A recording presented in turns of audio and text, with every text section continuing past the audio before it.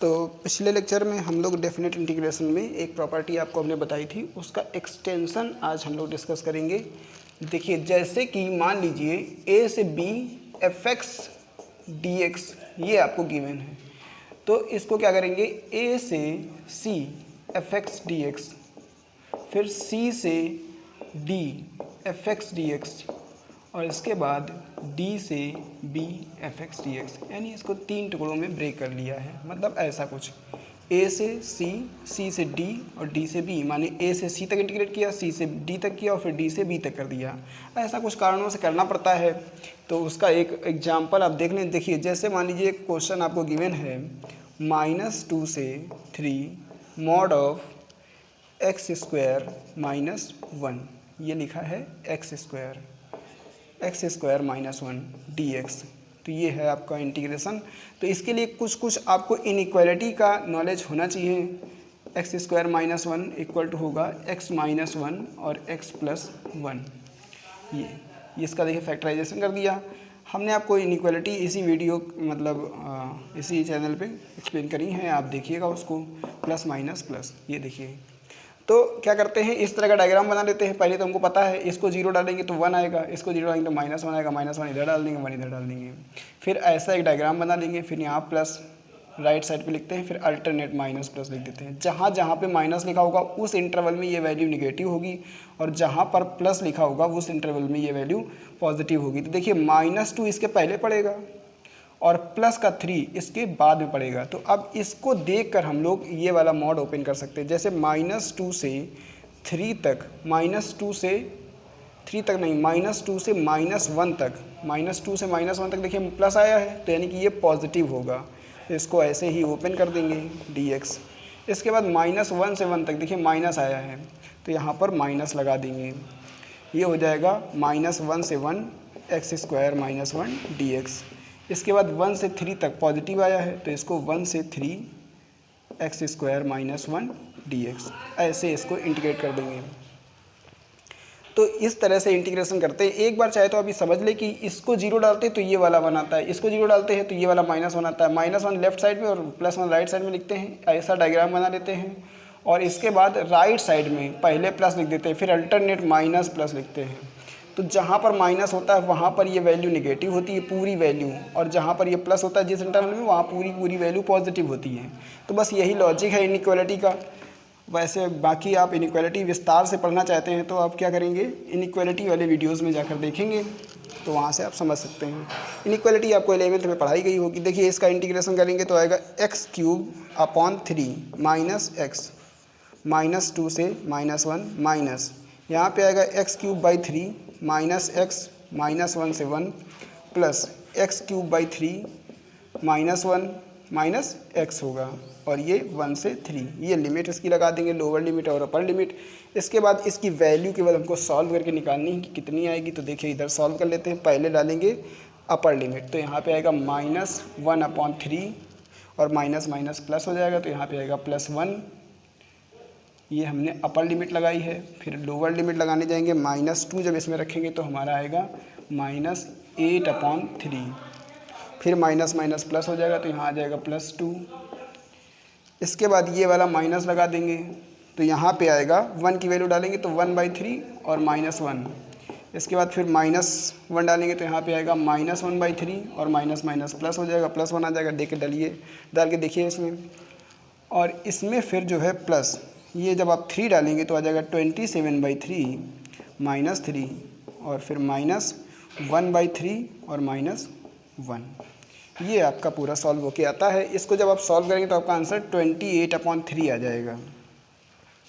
तो अगर आपको सॉल्व करने में दिक्कत होती होगी थोड़ी बहुत, तो हम चलो इधर सॉल्व कर देते हैं इसको। स्लो करवाने का लॉजिक सिर्फ यही है कि कुछ बच्चों को थोड़ा दिक्कत होती है समझने में, तो प्रयास यही रहता है कि सबका साथ और सबका विकास होना चाहिए। देखिए, यहाँ से जब सॉल्व करके लाएंगे तो ये 2/3 आ जाएगा, तो इतना तो हो गया। फिर माइनस, इससे देखिए -2/3 आएगा, और इससे भी जब आप सॉल्व करेंगे तो -2/3 ही आएगा, -2/3 आएगा। फिर प्लस, ये देखिए 3 9 जा 27, 9 - 3 तो 6 आ जाएगा, और इससे यहाँ से निकल के आएगा प्लस 2/3। तो अगर आप ध्यान से देखेंगे तो ये वाले भी प्लस हो जाएंगे, ये सारे प्लस के हैं, तो 2/3 5 बार है, तो 5 × 2/3 हो जाएगा प्लस 6। तो 5 2 जा 10/3 प्लस 6, ये आ जाएगा 10 + 18 डिवाइडेड बाई 3, यानी कितना आ जाएगा 28/3 आ जाएगा। ये आंसर है इसका। केवल मॉड को ओपन करना ही इसमें कलाकारी है, बाकी सब तो इतिहास है, आपको आप पता होगा, जानते होंगे इसके बारे में।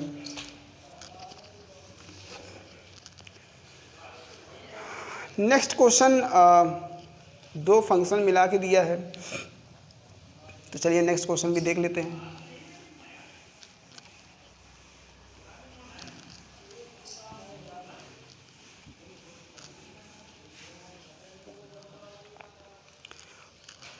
-2 से 5/3 integral part of x plus mod of x + 4 dx, ये है पूरा इंटीग्रेशन, आपको सॉल्व करना है।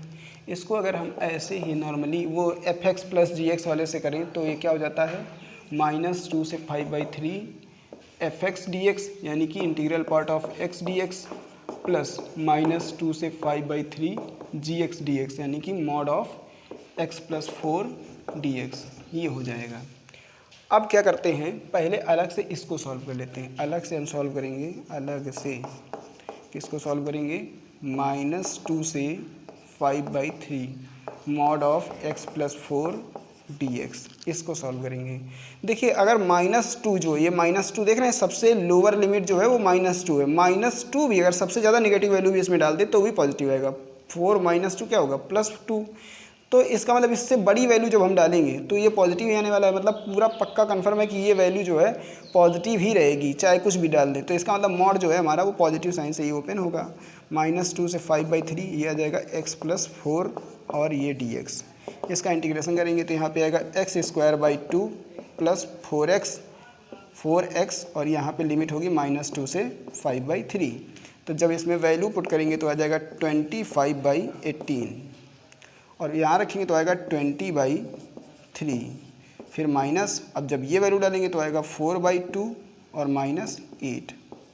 तो देख लीजिए इससे आ जाएगा आपका 145/18 और इससे आ जाएगा प्लस का 6। तो यहाँ पे आएगा 145 + 108 डिवाइडेड बाई 18 या फिर 253/18 आ जाएगा।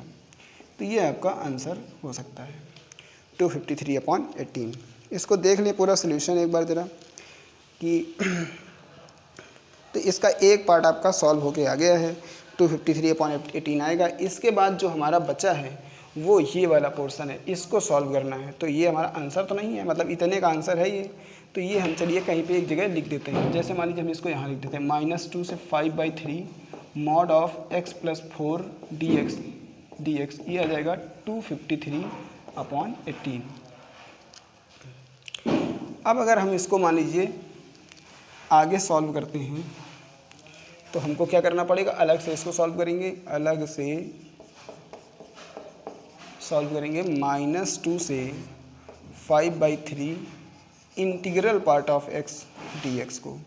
Integral part of x dx को हम जब आगे से सॉल्व करेंगे तो ये जो देख रहे हैं आप, इसको बोलते हैं इंटीग्रल पार्ट ऑफ x। क्या बोलते हैं, इंटीग्रल पार्ट ऑफ x बोलते हैं, इसको बोलते हैं इंटीग्रल पार्ट ऑफ x, या फिर इसका दूसरा नाम होता है ग्रेटेस्ट इंटीजर फंक्शन। इसका नाम है ग्रेटेस्ट इंटीजर फंक्शन। इसका मतलब क्या होता है कि अगर जैसे लिखा है 3.3 तो इसका आंसर आएगा 3, मतलब यहाँ पे लिखी हुई वैल्यू से छोटा आंसर आता है। एक बात, हमेशा यहाँ पे लिखी हुई वैल्यू से हमेशा छोटा आंसर आएगा और इंटीजर आंसर आएगा। जैसे मान लीजिए इसी में लिख दें -3.3, तो इससे छोटा प्लस इंटीजर होना चाहिए, इससे छोटा भी होना चाहिए और इंटीजर भी होना चाहिए। तो क्या आंसर आएगा, -4। ये आपको दिमाग में रख के चलना है। इसके बाद चलिए इसको निपटाते हैं।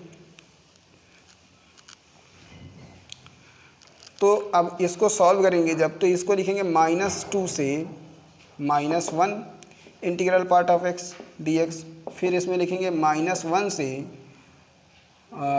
0 integral part of x dx, फिर लिखेंगे 0 से 1 integral part of x d x, और फिर लिखेंगे 1 से 5/3 integral part of x d x.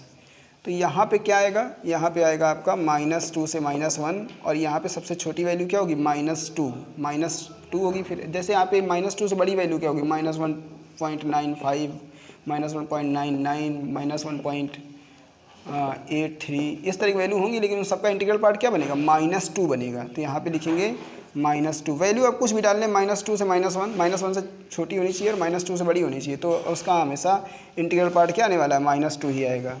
इसमें देखिए, इसमें इंटीग्रल पार्ट आएगा -1 dx, 0 तक जाएगा। इसमें इंटीग्रल पार्ट आएगा 0 dx, 0 से 1 जाएगा, और इसमें इंटीग्रल पार्ट आएगा 1 dx।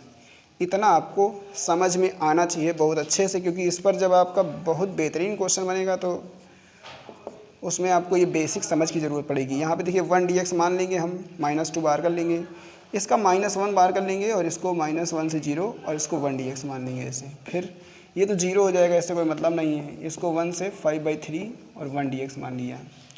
कुछ स्टेप इसमें फर्जी किए गए होते हैं, मतलब वो समझाने के लिए है। आप जब एक्सपर्ट हो जाएंगे, समझने लगेंगे, तो आपको फिर इतने सारे स्टेप करने की रिक्वायरमेंट नहीं रहेगी।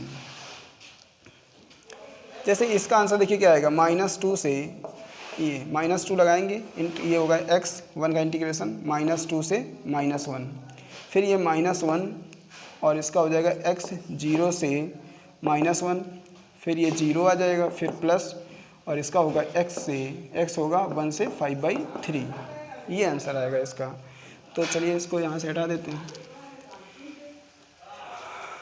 अब इसमें जो आंसर आने वाला है -2 से जब लिखेंगे तो यहाँ पे आएगा -1 + 2, फिर -1, इसका आ जाएगा 1। भाई 0 तो डालेंगे तो कुछ फ़ायदा नहीं है, फिर जब लोअर लिमिट डालेंगे 0, इसको देखिए 5/3 -1 आ जाएगा।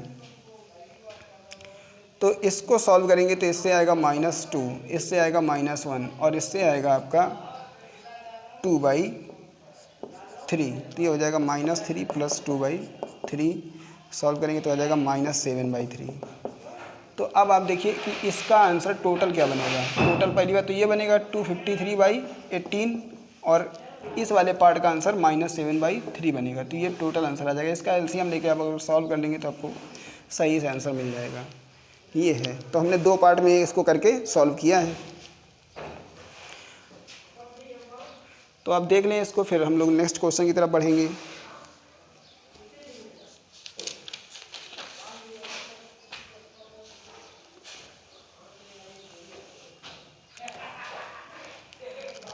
जो हमारा नेक्स्ट क्वेश्चन होगा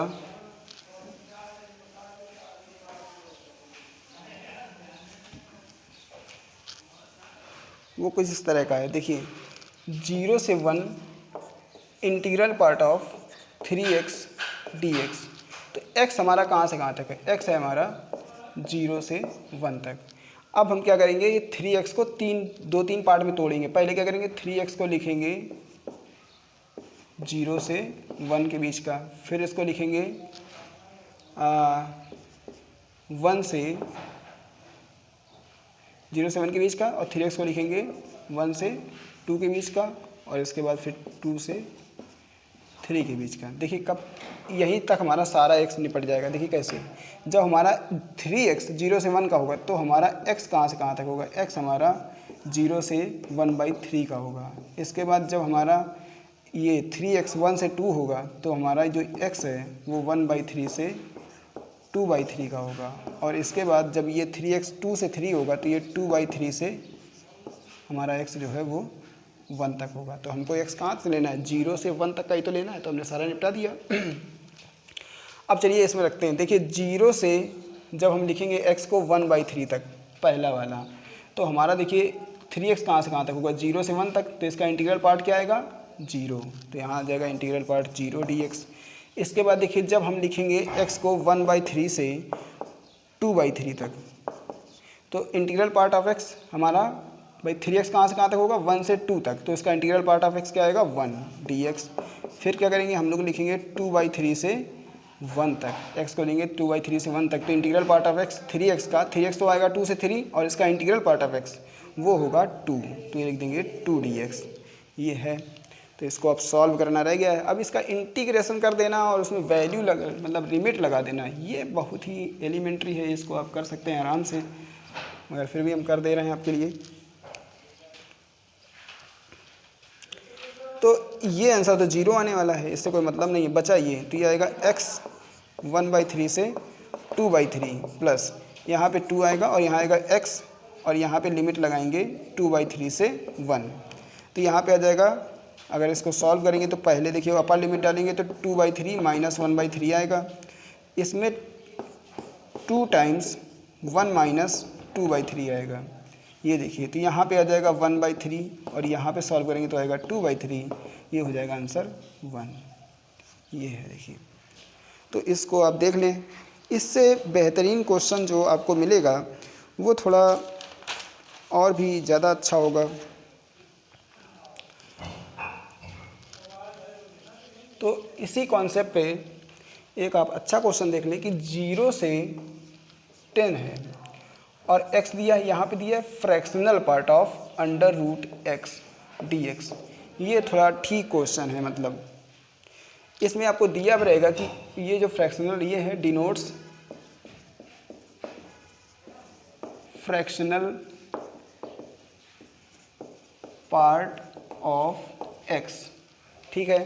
तो पहले तो मतलब समझ लेते हैं, मतलब अगर आपने डायरेक्ट इसी में आ गए हैं, पहले से नहीं पढ़ा है, बेसिक को नहीं पढ़ा है, तो फ्रैक्शनल पार्ट ऑफ x का मतलब समझ लें। जैसे फ्रैक्शनल पार्ट ऑफ x का मतलब होगा, जैसे हमारे 3.3 लिखते हैं तो इसका फ्रैक्शनल पार्ट ऑफ x ये है और इंटीग्रल पार्ट ऑफ x ये है, तो ये फ्रैक्शनल पार्ट ऑफ x कितना आंसर देगा 0.3, ठीक है।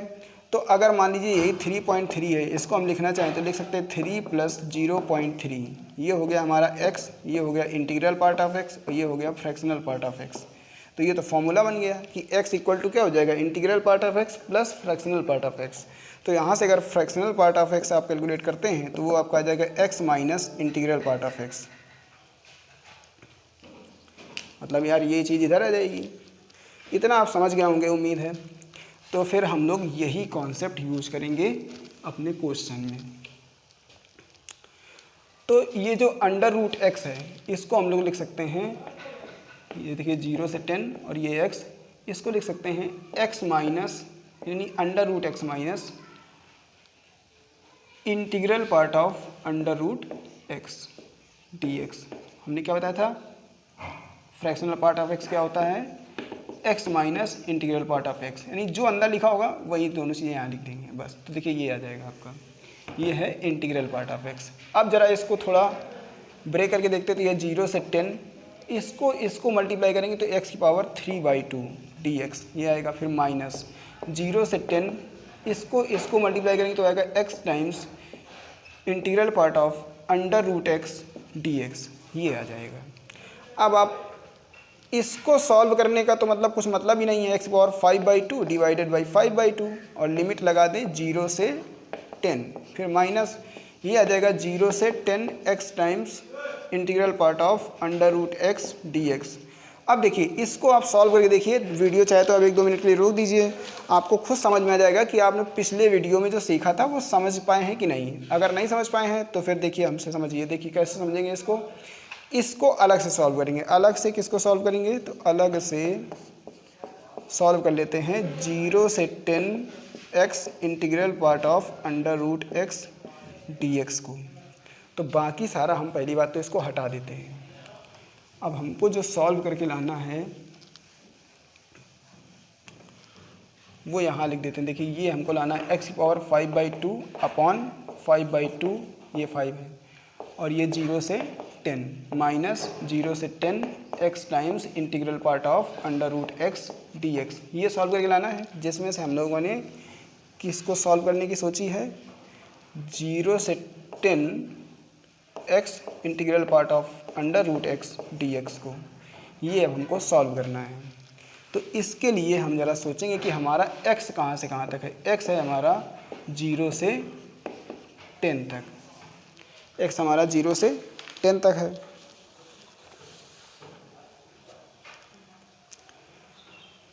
तो सबसे पहले हम लोग क्या करेंगे, √x को लेंगे 0 से 1 तक, फिर √x को लेंगे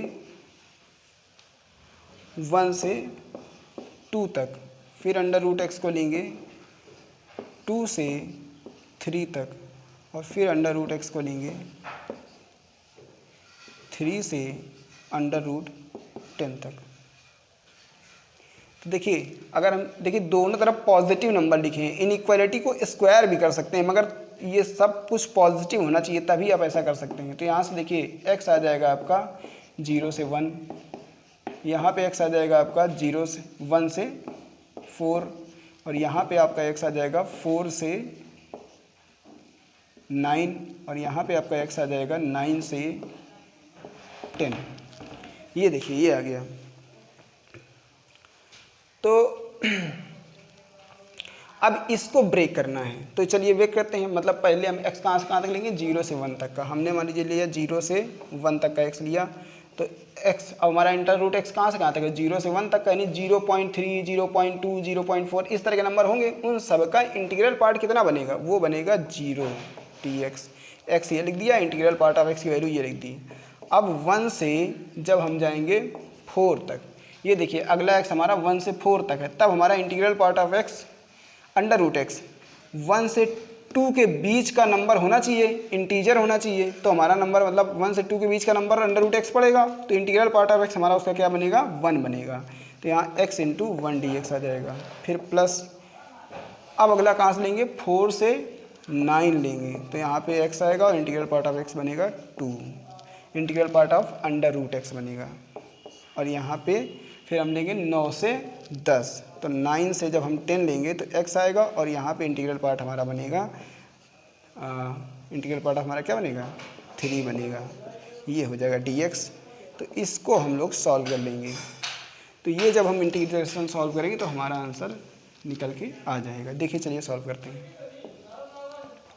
इससे तो 0 आएगा, इसको ख़त्म करिए, इसको आएगा x²/2 और पावर होगी 1 से 4, पावर नहीं है क्या है, लिमिट है। इसके बाद ये 2 बाहर, x²/2 और लिमिट होगी 4 से 9, 4 से 9 लिमिट हो गई। इसके बाद यहाँ पे 3 बाहर करिए, अंदर आएगा x²/2, लिमिट होगी 9 से 10। ये तो ये पुट कर देंगे, ये आ जाएगा 16/2 माइनस 1/2, ये हो गया, प्लस 2, ये आ जाएगा 81/2 माइनस 16/2, और ये आ जाएगा 3 टाइम्स 100/2 माइनस 81/2। इसको सॉल्व करेंगे तो ये 15/2 आ जाएगा, और 2 टाइम्स 81, देखिए 11 में 6 जाएगा, 5 बचेगा, 7 बन जाएगा, 6 बचेगा, 65/2 आ जाएगा। इसके बाद इसको सॉल्व करेंगे तो ये शायद 19/2 आएगा। अब इसको क्या करिए, ये हो जाएगा 15/2, ये हो जाएगा 130/2, प्लस ये हो जाएगा 57/2। तो ये ऐड कर लेंगे। अब तो ऐड करेंगे तो इसका आंसर आपका ऐड करने से 202/2 आ रहा है, 202/2 आ रहा है। कैंसिल कर देंगे तो 101 आएगा, मतलब 7, 5, 12 आप देख लें ऐसे यार, 101 आ गया। तो अब हमारा इसका आंसर, इतने का आंसर 101 आया है। इसका आंसर देख लें तो ये जब आप कैलकुलेट करेंगे तो पूरा आपका क्या आएगा, 10 की पावर 5/2 वो आ जाएगा इस पार्ट का आंसर, और इस पार्ट का आंसर क्या आएगा, वो है 101। तो ये आपका आंसर बनेगा इस क्वेश्चन का।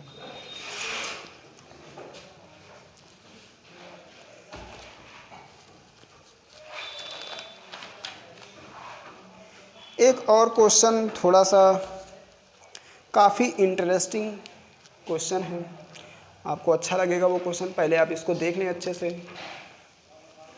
देखिए जिन लोगों की मैथमेटिक्स स्ट्रांग होगी उनको थोड़ा सा यार लगता होगा कि यार बहुत स्लो कराते हैं, लेकिन मतलब बात ये है कि सबको लेके चलना है। यहाँ पे सबसे बड़ी मुसीबत ये होती है कि अगर किसी को कुछ भी समझ नहीं आया तो वो मुझसे पूछ नहीं सकता है, और हमें ये सोचना पड़ता है कि क्या नहीं समझ आएगा आपको। ये सबसे बड़ी समस्या है। देखिए f' इज़ इक्वल टू हो जाएगा fx प्लस 0 से 1 fx dx, ये गिवन है। f' इक्वल टू गिवन है fx और 0 से 1 fx dx। इसके बाद आपको और कुछ दिया है, कह रहा है ऑल्सो f0 इक्वल टू 1। तो आपको बताना है कि f1 की वैल्यू क्या होगी, ये क्वेश्चन है। आपको क्वेश्चन आप बढ़िया से देख लीजिए। एफ डैश एक्स का मतलब क्या होता है, एफ एक्स का डिफ्रेंसिएशन कर देने से जो कुछ भी आता है उसको हम लोग बोलते हैं एफ डैश एक्स। ठीक है, तो सबसे पहले आप क्या करें, ये बताइए कि अगर हम लोग सॉल्यूशन पे चलते हैं। देखिए, ये बताइए कि अगर हम लोग किसी का डेफिनेट इंटीग्रेशन कर देते हैं, ये देखिए एक फंक्शन दिया है सिर्फ एक वेरिएबल में, और उसका अगर आप डेफिनेट इंटीग्रेशन कर देते हैं, एक वेरिएबल में फंक्शन है और उसका डेफिनेट इंटीग्रेशन कर देंगे तो उसका आंसर क्या कांस्टेंट नहीं आएगा, तो उसका आंसर कांस्टेंट आ जाएगा। ठीक है, तो ये देखिए f dash x equal to f x plus, इसको क्या लिख सकते हैं, कांस्टेंट लिख सकते हैं। भाई कुछ ना कुछ आएगा, वो एक कांस्टेंट होगा, तो कांस्टेंट हमने सी मान लिया है। इससे आप इसको डिवाइड कर दीजिए, तो यहाँ पे आ जाएगा f dash x divided by f x plus C equal to 1 हो जाएगा, और इसको आप कर दीजिए इंटीग्रेट ऐसे। ऐसे देखिए, अब क्या करिए कि आप 2 मिनट के लिए, मतलब कुछ लोगों को तो दिख भी गया होगा कि इसका इंटीग्रेशन क्या आएगा, L N F x plus C आएगा, लेकिन जिन लोगों को नहीं समझ में आया वो ऐसे करें, एफ एक्स प्लस सी को आप 2 मिनट के लिए टी मान लें। अब इसको डिफ्रेंशिएट करेंगे तो आएगा f dash x d x equal to d t. तो अब देखिए इसको जब रखेंगे तो ये हो जाएगा डी टी अपॉन टी बराबर 1 डी एक्स ऐसे। तो ये क्या आ जाएगा, ये आ जाएगा एल एन टी बराबर एक्स, आएगा कि नहीं। तो यहाँ पे आ जाएगा एल एन टी, अच्छा एक्स प्लस लेमडा, इसको देखिए टी की जगह क्या लिख देंगे, L N F x plus C बराबर एक्स प्लस लेमडा। ये नया कांस्टेंट ऑफ इंटीग्रेशन यार, इसको इंटीग्रेट करेंगे तो एक कांस्टेंट तो हम यूज़ करना ही पड़ेगा। तो ये देखिए ये इंडेफिनेट इंटीग्रेशन से सॉल्व हो रहा है, तो L N F x plus C, और इसमें एक कांस्टेंट ऑफ इंटीग्रेशन हमने इंट्रोड्यूस कर दिया है।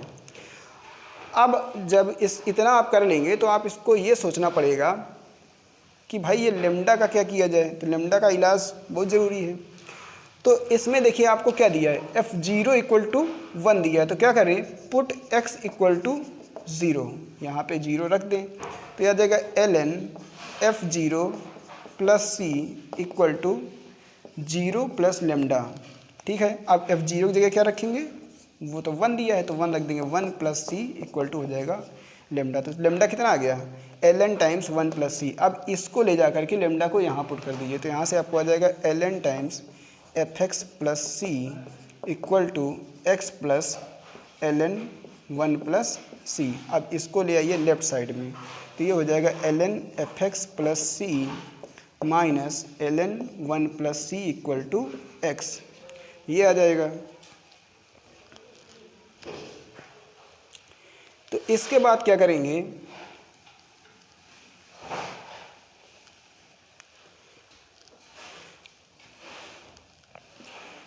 L N F x plus C और डिवाइडेड बाई, बताइए क्या आएगा, ये तो डिवीजन में चला जाएगा, तो ये आएगा 1 plus C equal to x. यहाँ से अगर आप ये वैल्यू निकालें, f x plus c upon 1 plus C equal to हो जाएगा ई की पावर एक्स। एल एन क्या होता है, लॉग बेस ई, तो बस उससे समझ सकते हैं, लॉग की प्रॉपर्टी से आप इस बात को समझते होंगे। तो यहाँ से एफ एक्स प्लस सी आ जाएगा 1 प्लस सी ई की पावर एक्स। इतना आप ज़रा ध्यान से देख लें।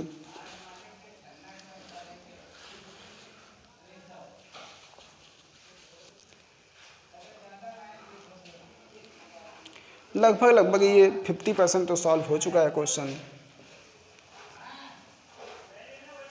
इतना सारा आपको जब आपको आने लगेगा तब आपको इतना सारा नहीं करना पड़ेगा। इसका देखिए c को उधर ले जाइए, तो क्या आ जाएगा, एफ एक्स इक्वल टू आ जाएगा 1, अच्छा इसको अगर मल्टीप्लाई कर दें ऐसे ही, तो e की पावर x प्लस सी ई की पावर x माइनस सी आ जाएगा।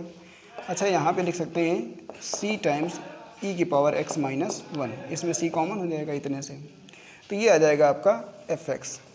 अब केवल और केवल एक ही मुसीबत है, वो है ये सी हटा तो समझिए कि आपका काम हो गया। इसको इक्वेशन 1 मान लीजिए थोड़ी देर के लिए। अब आप हमको ज़रा ये बताइए कि सी हमने माना किसको था, सी हमने माना था इस वाले को, 0 से 1 f x d x equal to हमने कहा था सी होगा, ये देखिए, तो fx की वैल्यू तो यार हमारे पास ये पहले से लिखी है, इसको यहाँ पुट कर दें, कोई कष्ट तो है नहीं इससे। 0 से 1 e की पावर x प्लस सी टाइम्स e की पावर x माइनस 1 dx, इसमें ऐसे ब्रैकेट आप लगा लिए, इक्वल टू सी आ जाएगा। ठीक है, तो बाकी वाले पोर्शन को अगर हम इधर सॉल्व करने का प्रयास करें इस साइड में, तो ये आ जाएगा 0 से 1 e की पावर x dx प्लस, ये देखिए c बाहर, और 0 से 1 e की पावर x, और फिर ये आ जाएगा माइनस सी, और ये आ जाएगा 1 dx 0 से 1, और इक्वल टू क्या आ जाएगा c। ये पूरी की पूरी इक्वेशन ऐसी हो जाएगी। इसका इंटीग्रेशन क्या होता है, e की पावर x 0 से 1 प्लस सी टाइम्स e की पावर x 0 से 1, और इसका माइनस x, ये c टाइम्स आएगा, c टाइम्स माइनस, ये मतलब माइनस सी टाइम्स x आएगा 0 से 1 इक्वल टू c आ जाएगा। तो अब अगर इसको सॉल्व करें हम यहाँ ले जाके, तो पहले इसमें 1 डालेंगे तो आएगा e, और फिर डालेंगे 0, तो e की पावर 0 क्या होगा, वो होगा 1। फिर इसको देखिए, इसमें जो है हम लिखेंगे c और डालेंगे e की पावर 1, तो आएगा e, और फिर 0 तो 1 आएगा। फिर देखिए माइनस c लिखेंगे, और पहले डालेंगे 1 तो 1 ही आ जाएगा, फिर डालेंगे 0 तो कुछ आएगा ही नहीं, इक्वल टू c आ जाएगा। अब कुल मिला के हम लोग यहाँ से इस लेवल तक पहुँच गए हैं कि हम लोग यहाँ से आराम से c कैलकुलेट कर सकते हैं। e माइनस 1 हो जाएगा, और ये सी ई होगा, ये माइनस सी होगा, और ये माइनस सी, और ये c, ये सी उधर जाके 3c हो जाएगा, ये सी उधर जाएगा तो 3c हो जाएगा। तो यहाँ से e माइनस 1 और ये सी इक्वल टू हो जाएगा 3c। तो इस c को आप उधर ले जाएं, तो ये बन जाएगा आपका e minus 1 equal to 3c minus C E. तो e माइनस 1 आ जाएगा, c कॉमन 3 माइनस ई, यहाँ से c इक्वल टू आ जाएगा e माइनस 1 अपॉन 3 माइनस ई। ये आपका c निकल आया। तो यार इस पूरे फंक्शन में, इस फंक्शन को देखिए आप ज़रा, ये तो फंक्शन तुमको मिल ही गया था, केवल c मुसीबत था, वरना वो इसी में हम 1 डाल देते तो हमारा आंसर आ जाता। तो c अब हमने निकाल लिया है।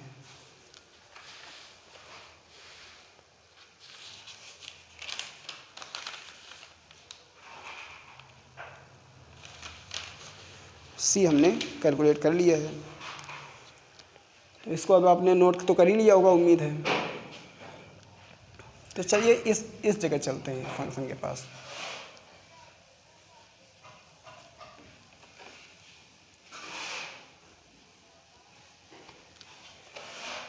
तो यार fx हमारा क्या होगा, वो होगा e की power x plus c common e की पावर x माइनस 1। अब यार c की वैल्यू यहाँ से उठाइए, आप यहाँ रख दीजिए, तो आ जाएगा e की पावर x प्लस c की वैल्यू कितनी, e माइनस 1 अपॉन 3 माइनस ई, ये आ जाएगा, और यहाँ पे रखेंगे e की पावर x माइनस 1। अब ये तो fx आ गया। अब हमको f1 चाहिए, तो कोई भी ऐसी चीज़ इसमें नहीं लिखी है जो हम जानते ना हो। तो f1 चाहिए तो x क्या रख देंगे 1, तो यहाँ रखेंगे 1। तो f1 इक्वल टू आ जाएगा e plus e minus 1 upon 3 minus E, और यहाँ आ जाएगा e माइनस 1। तो इसको अगर आप सॉल्व करेंगे तो यहाँ पे देखिए क्या आएगा, e और ये LCM लेंगे तो 3 माइनस ई, और यहाँ पे आएगा e माइनस 1 स्क्वायर, तो ये आ जाएगा 3e minus E square plus E square minus 2e plus 1 divided by, अच्छा इसके नीचे देखिए 3 माइनस ई हम लिखना भूल गए थे, तो ये हो जाएगा 3 माइनस ई, ये कैंसिल हो जाएगा, 3e में से 2e जाएगा तो कितना बचेगा e, तो e प्लस 1 अपॉन 3 माइनस 1 आ जाएगा f1 की वैल्यू। ये है आंसर। तो ये क्वेश्चन में आपसे पूछा गया था। तो आज के लिए फ़िलहाल इतना ही है, नेक्स्ट वीडियो में हम लोग मिलेंगे, तब तक के लिए बाय बाय, जय हिंद।